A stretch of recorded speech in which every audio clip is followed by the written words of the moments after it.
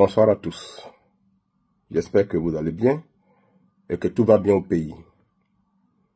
Comme vous le savez, depuis le début de la semaine actuelle, la semaine en cours, je suis venu en Chine avec d'autres collègues maires dans le cadre des relations entre notre pays, la Côte d'Ivoire, et la Chine, dans ce qu'on appelle la coopération décentralisée.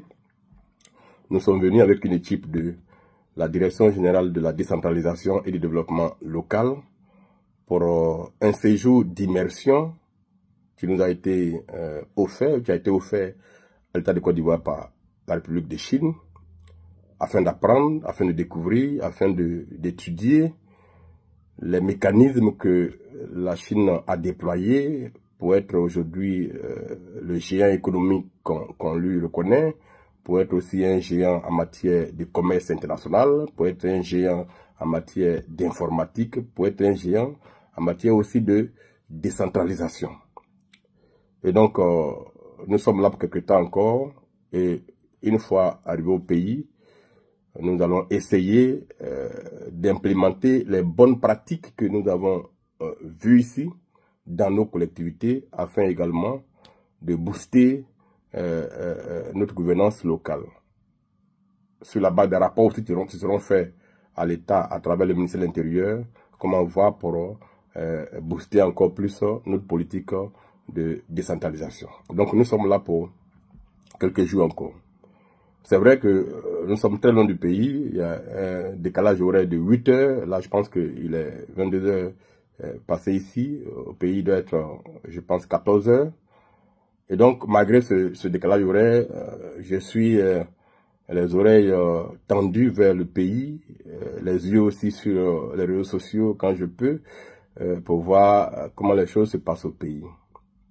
Et j'ai vu que cette semaine, l'actualité judiciaire a été un peu fournie avec des communiqués qui ont été faits, rendus publics sur les réseaux sociaux, et un passage même de Madame le procureur de Benjerville sur le plateau d'une télévision à Abidjan.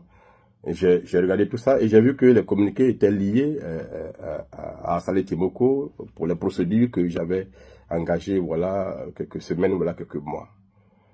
Alors, je voudrais dire un mot sur ces communiqués, sans aller plus loin dans l'analyse de ce qui se passe.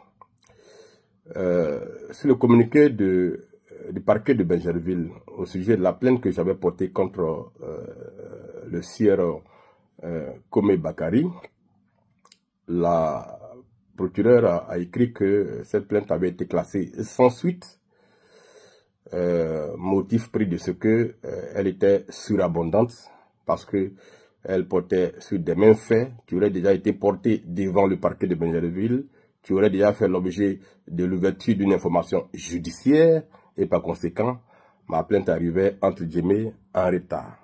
Et donc, elle a été classée pour ce motif-là. Que dit par rapport à cette détermination?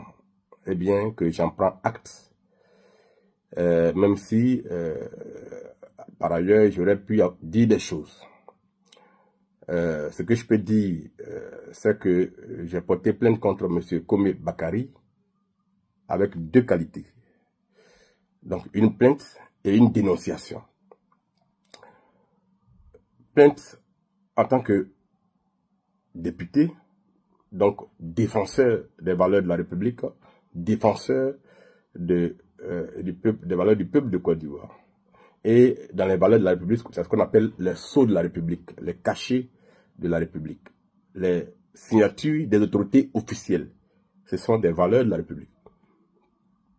Et donc, c'est dans le cadre de l'enquête que nous faisions sur le scandale foncier à Abidjan, dans le village de Djorgobité, que nous avons découvert que les documents qui ont permis à M. Komé Bakary, enfin une procuration spéciale qui a permis à M. Komé Bakary de revendiquer des droits sur les terrains de la famille Mambo qu'il a pratiquement accaparé.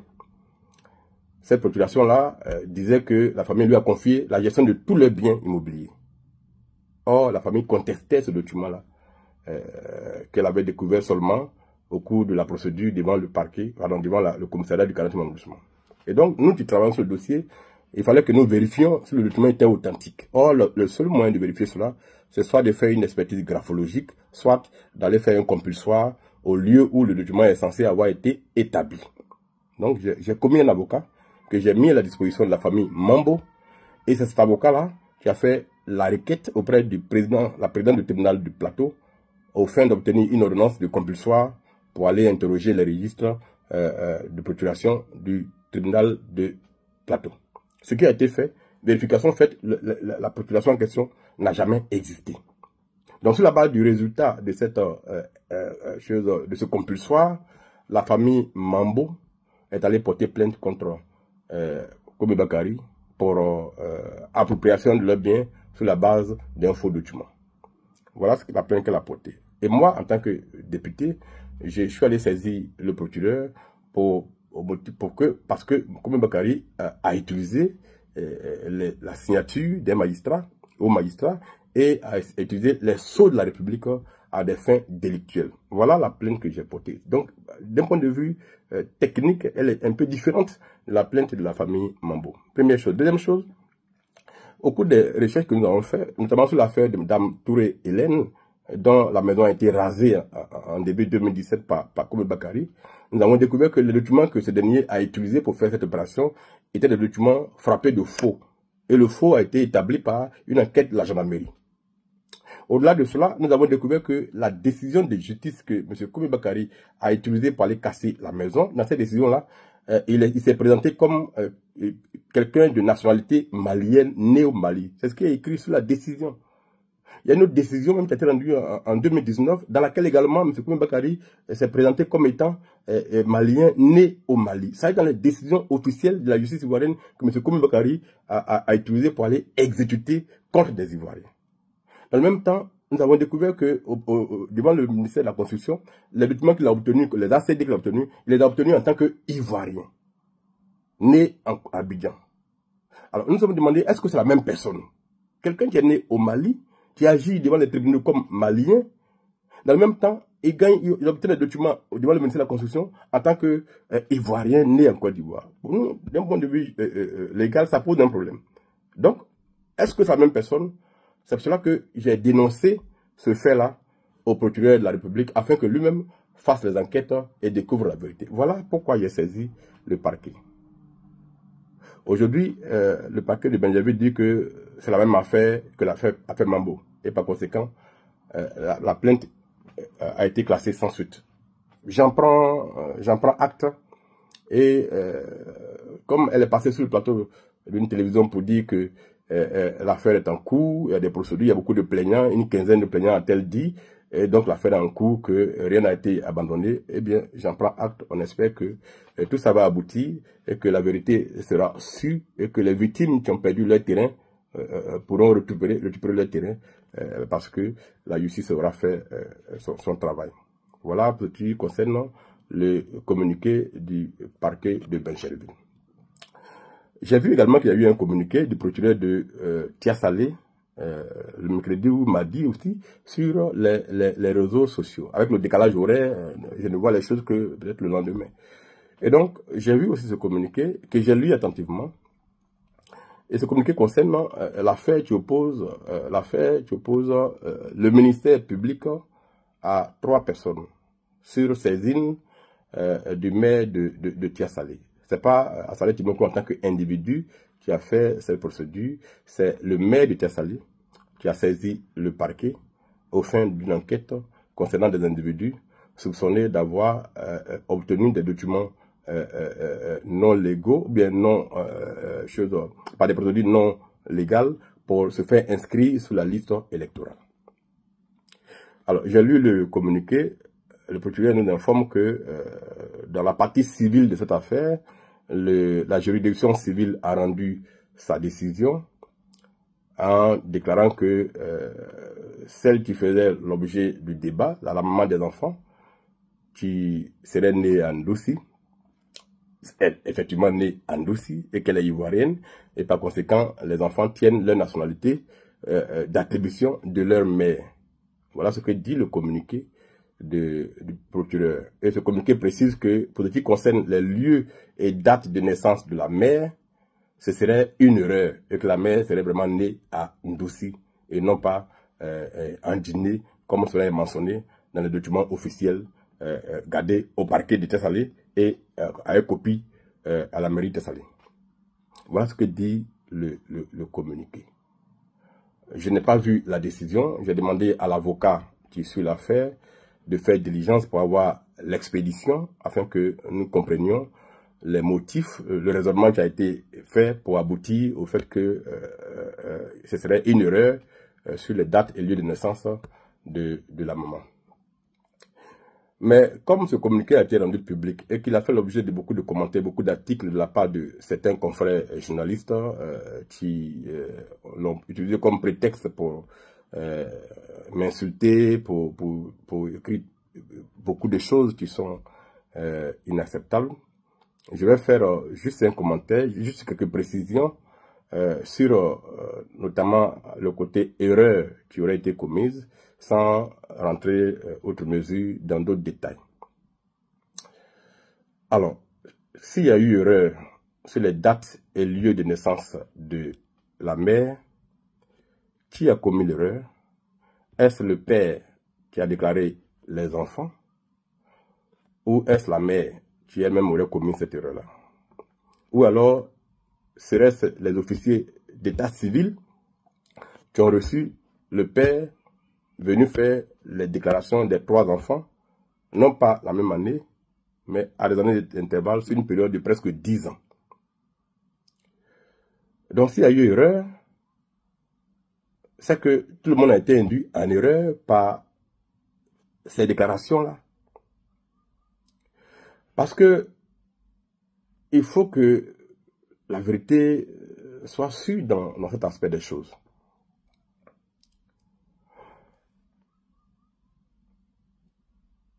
J'ai été saisi par un citoyen de Tiassalé qui m'a informé de ce que, alors qu'il a fait le lycée moderne de Tiassalé avec un des enfants, que après le bac, lui, Ivoirien, a été orienté à Abidjan, à l'université d'Abidjan, mais que cet individu-là, cet enfant-là, lui, n'étant pas Ivoirien, il n'aurait pas été orienté, et par conséquent, il serait allé en Guinée pour poursuivre ses études. Voilà l'information initiale qu'on m'a donnée. Et donc, celui qui donne l'information dit qu'il est surpris que ce dernier se retrouve sur la liste électorale avec ses frères, alors que lui sait qu'ils ont fait l'école ensemble et que ce ne sont pas des Ivoiriens. Et que la preuve, ils ont eu le bac, ils n'ont pas été orientés et sont allés en Guinée. Voilà l'information initiale qu'on nous donne. Et donc, comment donc ont-ils fait pour se retrouver sur la liste électorale s'ils ne sont pas présumés ivoiriens? Donc on fait une enquête préalable, on investigue, parce qu'il faut s'assurer qu'effectivement, il est parti fréquenter en Guinée en tant que Guinéen. Et donc, on fait des investigations et on découvre effectivement qu'après le bac à Tiassalé, il n'a pas été orienté en Côte d'Ivoire parce qu'il ne serait pas ivoirien et que, par conséquent, il est parti en Guinée pour faire ses études. On a retrouvé l'école où il a fréquenté en Guinée, l'université où il a fréquenté en Guinée, sur quelle nationalité il a fréquenté en Guinée, tout ça, on a retrouvé. Après ces informations, il fallait maintenant voir quelle est la nationalité des parents. Donc on a recherché et on a découvert que le père qui a fait les déclarations de naissance des 3 enfants est venu une première fois en 90 devant l'officier d'état civil de la mairie de Tiassalé pour déclarer un premier enfant. Et dans sa déclaration, il a fait mentionner que la mère de l'enfant est sa femme et que lui et sa femme sont nés en Guinée dans 2 villages différents et il mentionne les noms des villages et la date de naissance de sa femme. C'est lui qui a produit ces éléments qui ont permis à l'officier d'état civil d'inscrire dans le registre, dans les mentions concernant la mère.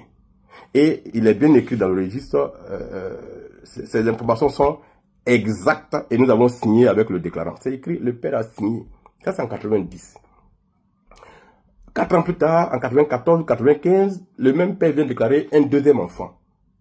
Là également, il donne les mêmes informations concernant la mère. Il dit qu'elle est née en Guinée, dans tel village, à telle date. Les mêmes informations. Il signe encore qu'il confirme que les informations sont exactes. 5 ou 6 ans plus tard, il vient déclarer un 3e enfant. Là également, devant un autre officier d'état civil qui n'est pas le même que de 94, c'est des officiers d'état civil différents. Il vient dans un autre registre différent. Il vient dire également que lui et sa femme sont nés en Guinée. Il précise les lieux de naissance et de village. Ça est mentionné encore, il confirme que les informations sont exactes. Donc, à 3 reprises, à 10 ans, pendant 10 ans, à des années d'intervalle, le même père vient déclarer 3 enfants en disant que sa femme et lui sont nés en Guinée. Donc, quand on vérifie ça, qu'on découvre ça, on se dit, mais donc comment, si le père et la mère sont nés en Guinée, qui sont guinéens, comment les enfants ont pu être inscrits sur la liste électorale? Voilà d'où l'affaire est partie. Et je n'ai pas porté plainte contre eux. L'article 31 du Code de procédure pénale dit que l'officier de police judiciaire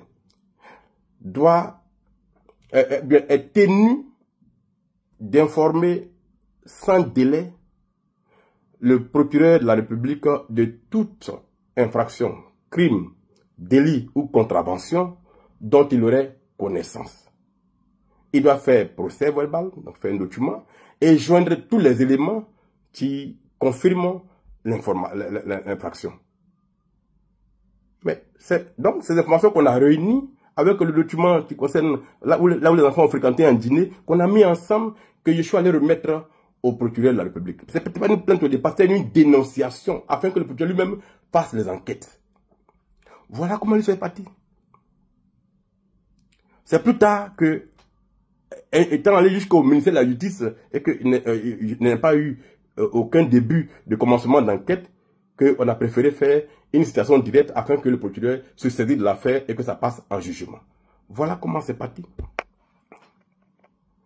Au cours du procès pénal, interrogé par le procureur, le père a dit ceci. Cela peut être vérifié dans le registre du greffier. Il a déclaré que sa mère, la maman des enfants est née plutôt en Ndouci et non en Guinée. Quand le procureur lui a demandé, mais comment as-tu pu déclarer qu'elle est née, elle est née en Guinée? Il a dit qu'il a déclaré les enfants avec les papiers de sa belle-mère. Qu'il a déclaré les enfants avec les papiers de sa belle-mère, c'est-à-dire la maman de sa femme, qui elle est née en Guinée, d'après lui-même. C'est ce qu'il a déclaré textuellement. Bon, devant ça là, qu'est-ce que moi je dois dire? L'affaire a suivi son cours. Aujourd'hui, on dit que ces déclarations du père sont une erreur. Bon, l'erreur de qui? C'est le père qui a commis une erreur à 3 reprises? Ou bien c'est les officiers d'état civil qui sont différents, qui ont commis la même erreur pendant 10 ans, à des années différentes? Bon, moi je ne sais pas. Mais bon, je prends acte de cette décision. Quand on aura l'expédition, on verra ce qu'il y a à faire. Évidemment, le procès pénal qui va continuer en avril, le 28 ans, va tirer les conséquences de cette décision rendue au civil. Puisqu'on dit que la mère est ivoirienne et qu'elle est née en Ndouci et non en Guinée, puis que ce serait une erreur que bon, c'est pas qui a commis l'erreur, et donc les enfants sont ivoiriens. Bon, c'est fini. Nous, on verra les arguments qui vont être déployés. Si on estime que c'est pertinent, eh bien, l'affaire s'arrêtera là. Si on estime que... parce qu'il faut qu'on nous dise clairement qui a commis l'erreur. Parce que s'il y a eu une erreur, c'est que moi, en tant qu'officier d'état civil, j'ai été aussi induit en erreur par les déclarations du père lui-même. Et donc, ces erreurs-là, il faut que le tribunal prenne une décision pour venir les corriger. Parce que jusqu'à présent, dans les registres de la mairie de Salé, les enfants ne sont pas ivoiriens.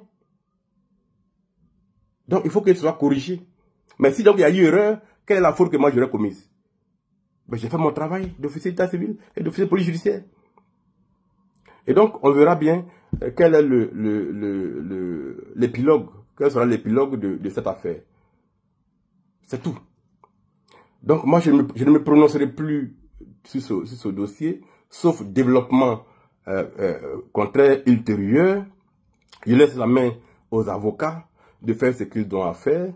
Mais j'ai lu dans le communiqué que le maire Salé Timoko, aurait en violation de la loi pris des documents pour faire une procédure. Bon.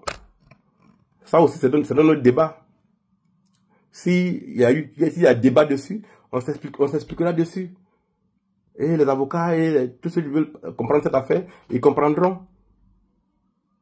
Mais dans cette affaire, c'est le ministère public contre. C'est pas Saleh Timoko contre, c'est le ministère public contre. C'est le document en question que le ministère public a pris pour faire sa procédure et qui a fait juger les gens. Bon, donc moi, vraiment, je voudrais m'arrêter sur cette question et ne plus me prononcer dessus. L'histoire est un enseignement. L'histoire judiciaire est un enseignement. La vie est dynamique. La vie continue. Je n'estime pas avoir commis de faute. J'estime avoir fait mon travail d'officier de police judiciaire et d'officier d'état civil. Je n'ai pas fait de chasse à qui que ce soit. De chasse à une ethnie ou à un nom comme je l'ai lu écrit par des journalistes dont la vocation est de défendre des intérêts gastriques et donc ils s'acharnent si violemment contre un élu qui n'a fait que son travail. Notre pays a des lois. Notre pays a des règles. Ce n'est pas pour rien que le législateur a fait désormais du maire un officier de police judiciaire. Parce qu'il est dans la proximité. Parce qu'il est au courant de ce qui se passe dans la ville. Et par conséquent, il peut aider la justice à faire son travail en documentant les infractions dont il a connaissance. C'est pour ça que le législateur a pris cette loi-là. Si maintenant on estime que l'officier de police judiciaire n'a plus ce travail à faire, le maire n'a plus ce travail à faire, bon, on nous dira, une décision va être rendue, et puis ça sera appliqué à tous les maires de Côte d'Ivoire, ils ne feront plus jamais ça. Ou bien on nous dira que vous ne pouvez pas bouger s'il n'y a pas d'instruction claire du procureur. Mais il faut bien qu'il y ait une loi pour ça, cette loi-là, il faut qu'on me la montre. Bon, donc, voilà l'histoire. Après tout ce qui est lui derrière, vraiment ça n'engage que ceux qui ont écrit tout ça. Moi, je ne suis pas dans les histoires d'ethnie, dans les histoires de région, dans les histoires de ceci, cela. Je ne suis pas dans ça. Toutes les fois qu'en tant que maire, qu'en tant que député, je vais découvrir que des gens piétinent nos lois, je réagirai. Ça là, c'est comme ça. La loi fait obligation à tout citoyen de dénoncer au procureur toute infraction dont il aurait connaissance. C'est à tout citoyen, pas seulement à un officier de police judiciaire, c'est à tous les citoyens que la loi fait obligation de dénoncer les infractions. Mais quand tu vas dénoncer là, il faut que tu apportes des éléments au procureur pour qu'il fasse son enquête. On ne va pas dire à un procureur, j'ai vu des voleurs ici. Il faut que tu aies des éléments pour montrer qu'il y a une commis une infraction ici et qu'on peut exploiter tes informations pour aller les prendre. Tu ne vas pas les mains libres comme ça. Donc c'est un autre débat qu'on va faire demain, si ce débat-là arrive. Parce que ce que j'apprends des projets de poursuite contre Saleh Timoko, des projets de on va lever son immunité, on va faire cela. Bon, ça là, moi je suis là, je regarde. Quand ça viendra, on appréciera. Pour le moment, je n'ai pas de commentaires dessus à faire. Mais personne ne peut m'intimider ou m'effrayer avec ça. Je ne suis pas contre une ethnie. Moi, mon combat, c'est pour aider ces gens-là qui ont été victimes d'injustice, dont les biens ont été arrachés, en induisant notre administration en erreur, en induisant notre justice en erreur. Les gens ont perdu leurs biens. Quand je pense à Madame Touré Hélène, qui a perdu sa maison, sur la base de faux documents, l'individu en question est inculpé depuis 2019 pour faux et usage de faux. On est en 2025, il n'a pas encore été jugé. Et la dame est dehors avec ses enfants. Son mari a fait un AVC. Voilà. Comment on trouve une solution pour cette dame-là? Alors qu'on sait tous que les documents qui ont servi à casser sa maison sont faux. Des documents annulés par arrêté du ministre de la Construction. Mais ça a permis quand même de casser une maison. Voilà un problème dans notre pays. Et ça dure depuis 2017. C'est pas réglé. L'imam Sissé a perdu ses terrains. Ça dure depuis combien d'années? C'est pas réglé. Dame Traoré, c'est tout. A perdu son terrain. Ça dure depuis combien d'années? C'est pas réglé. Et on s'étonne qu'un député se mette à leur côté pour les défendre. On dit non, c'est un récupérateur des problèmes. Mais un député, justement, il est là pour récupérer les problèmes des populations. C'est pour ça qu'il est député. Donc dans ce pays, on ne sait même pas à quoi c'est un député. On ne sait pas que le rôle du député, c'est de défendre les gens. Il n'est pas là pour voter que des lois. Il est là aussi pour porter les voix, pour les défendre. C'est pour ça qu'on dit qu'il est le représentant du peuple. Que fait un représentant? Et il parle pour les gens. Il agit pour le compte. Il les défend quand il y a un problème. C'est ça le député. C'est exactement ce que je fais. On dit non, il récupère les problèmes. C'est un opportuniste. Mais réglez les problèmes des gens. Vous avez le pouvoir public en main. On vous paye pour ça. Réglez les problèmes des gens. Assalé ne viendra pas les récupérer. Cette dame-là qui traîne dans la rue depuis maintenant presque 8 ans. D'après elle-même, elle est partie dormir devant la porte d'un ministre pendant 48 heures. Il n'a pas reçu. Et quand Salé prend son problème en main, vous dites non, il fait la récupération. Mais vous êtes payé pour régler les problèmes des gens. Régler les problèmes des gens. Et donc, je vais continuer à récupérer ces problèmes-là. Apporter la voix des gens. Aujourd'hui, j'ai près de 493 dossiers de fonciers à Abidjan entre les mains. Hier, on m'a informé que des gens sont venus des États-Unis dans la même affaire pour voir l'éléphant déchaîné. Qu'est-ce que vous voulez? On dit non, il est contre les gens du Nord. Ben, il est contre les gens du Nord par rapport à quoi? C'est quoi les gens du Nord? C'est qui les gens du Nord? La Côte d'Ivoire n'est pas une affaire du Nord, bien du Sud, bien du Centre. La Côte d'Ivoire, c'est la Côte d'Ivoire. Qu'on soit au Nord ou au Sud, on est Ivoirien. C'est pas une affaire des gens du Nord. Récemment, j'ai lu sur les journaux que l'ex-DG de la MATCA aurait été arrêté pour fraude sur la nationalité ivoirienne et il aurait été emprisonné. Mais ça, là, vous ne parlez pas de ça. Donc, on n'a pas le droit de dire qu'il faut que les gens respectent nos lois. Mais moi, je vais toujours l'affirmer, que ça vous gêne ou pas. Ce pays-là appartient aux Ivoiriens. Il n'appartient pas à une personne. Ce pays appartient aux Ivoiriens, nés Ivoiriens, et à tous ceux qui ont pris nos lois en suivant les procédures. Ces deux entités-là forment la population de Côte d'Ivoire. C'est-à-dire qu'ils forment les Ivoiriens. On est né Ivoirien, ou on est naturalisé, on est Ivoirien. On a le même droit. Et ce pays-là appartient à ces deux catégories-là. Pourquoi on ne peut pas dire ça? Est-ce que le Burkina Faso appartient aux Ivoiriens? Est-ce que le Mali appartient aux Ivoiriens? Est-ce que la France appartient aux Ivoiriens? Est-ce que la Chine où je suis appartient aux Ivoiriens? Mais ça appartient aux Chinois. Et à tous ceux qui ont pris la nationalité chinoise. La France appartient aux Français. Et à tous les qui ont pris la nationalité. Mais c'est comme ça dans le monde entier. Est-ce qu'un Ivoirien peut aller frauder au Burkina? Il va aller en prison? Arrêtons ce débat-là. Vous ne pourrez pas nous faire ce procès. Ce disque-là, il est rayé. Il est xénophobe, il est tribaliste. Ah bon? Moi, je suis tribaliste.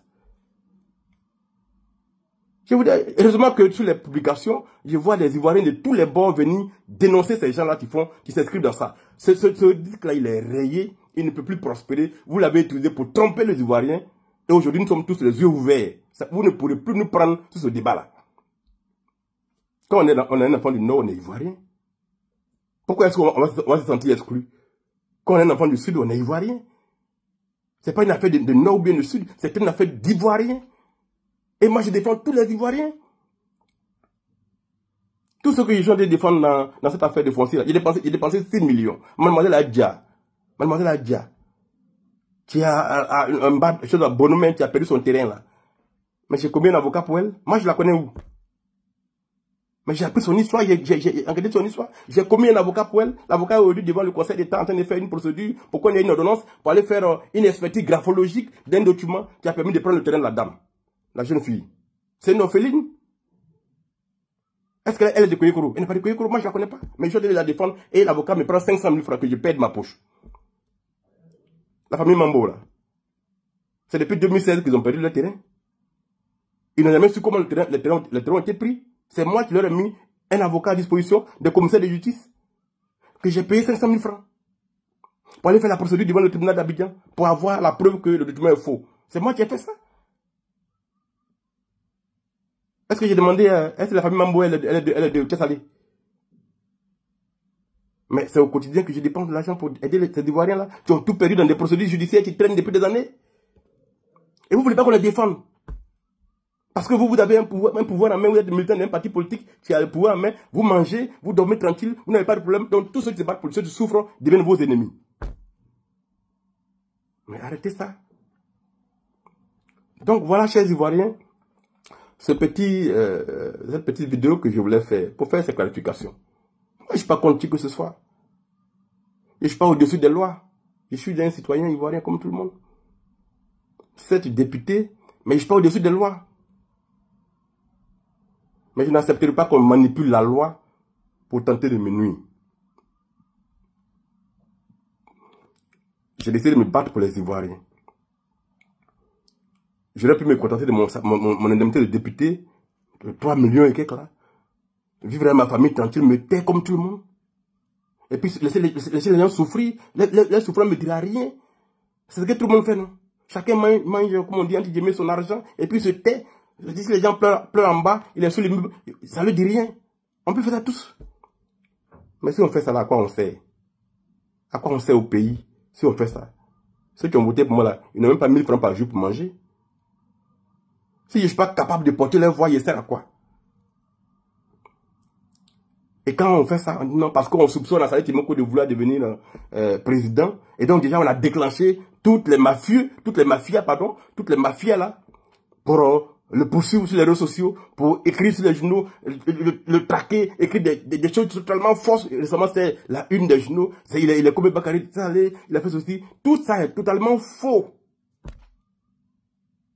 Mais la même justice là aussi, on l'a saisi. Et tout ça, ça va passer au tribunal. Chacun va donner les preuves de ce qu'il a écrit.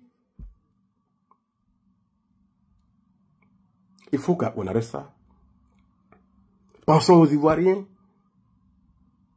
Le président de la République peut être assis au sommet là-bas. Il n'est pas forcément au courant de ce que font tous les gens qui sont autour, ce qu'on appellerait cette fourmilière de mange-mille là, qui est en bas, qui commet des infractions, qui fait souffrir les Ivoiriens avec les moyens de l'État. Est-ce que le président de la République est au courant de tout ça? C'est à nous de lui apporter l'information. C'est à nous de nous plaindre, de défendre les Ivoiriens pour que le président apprenne que voilà ce qu'on fait à son peuple. Parce que vous recevez des transferts d'argent et vous allez vous en prendre à tous ceux qui se battent pour les Ivoiriens.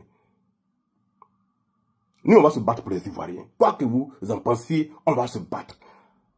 Ce qui est sûr, ils sont des milliers d'Ivoiriens qui approuvent ce que nous faisons. Et qui ne vous regardent même pas. Qui vous méprisent. Parce qu'ils disent que vous ne valez rien. Pour vous, les faveurs d'un roi sont plus importantes que les honneurs d'un peuple. On n'est pas la même chose. Donc voilà, chers amis, les petites précisions appuyées sur quand même un petit coup de gueule entre guillemets que je voulais faire. Moi, je n'ai pas peur de ma justice. Je considère que nous devons tous nous battre pour que notre justice s'améliore au quotidien, pour que nos magistrats travaillent avec plus d'indépendance, pour que le peuple ait confiance. Tout ce que je fais là, c'est pour aider le pays à se porter mieux, pour ouvrir les yeux des gens. C'est ça. Quand Mme le procureur vient sur le plateau d'une télévision pour expliquer les choses, si je n'avais pas été engagé dans ce dossier-là, elle ne serait jamais venue sur ce plateau. Depuis quand vous avez vu ça? C'est parce qu'un député est dans l'affaire, il parle et que les gens réagissent. Vous voulez qu'on abandonne les gens dans leur souffrance? Parce que ça vous gêne, parce que vous mangez votre argent entre guillemets et que tout ça fatigue votre digestion. Chers Ivoiriens, aimez votre pays. Vous êtes du nord, vous êtes du sud, vous êtes de l'ouest, vous êtes du centre, vous êtes de l'est, vous êtes des enfants de Côte d'Ivoire. Les noms ne signifient rien. Jamais je vais traiter un Ivoirien de non-Ivoirien par rapport à son nom. Je suis juriste de formation. Je connais les lois. Je sais que le nom ne fait pas la nationalité. C'est des preuves matérielles qui permettent d'apprécier. Ce n'est pas le nom. Moi, je m'appelle Timoko. Je ne suis pas Yakuba ou bien je ne suis pas Malinké. Je suis Agni, 100%. Est-ce que mon nom m'identifie par rapport à mon ethnie? La Côte d'Ivoire est un brassage. Donc les noms n'ont rien à voir avec la loi. Ceux qui s'amusent à étiqueter les gens par rapport à leur nom, ils commettent une infraction. Et ceux-là, si j'en connais, moi je les poursuivrai. C'est d'ordre public. Ne cherchez pas à monter les enfants d'autres Ivoiriens contre Saleh Timoko. En écrivant, il est contre les nordistes. Pourquoi on va être contre les nordistes? Au nom de quoi? Il n'y a pas des gens du nord dans ADCI. Ils ne sont pas nombreux dedans. Parce que nous, cette Côte d'Ivoire que nous on veut créer là, tout ça va exister dedans. Dans la Côte d'Ivoire que nous voulons bâtir, il n'y aura pas d'ethnie. Il n'y aura que les Ivoiriens. Donc vos histoires d'ethnie là, c'est dépassé. Heureusement, aujourd'hui, tout le monde a compris. Il y a quelques-uns encore qui sont encore dans cette affaire, mais ils sont vraiment marginaux.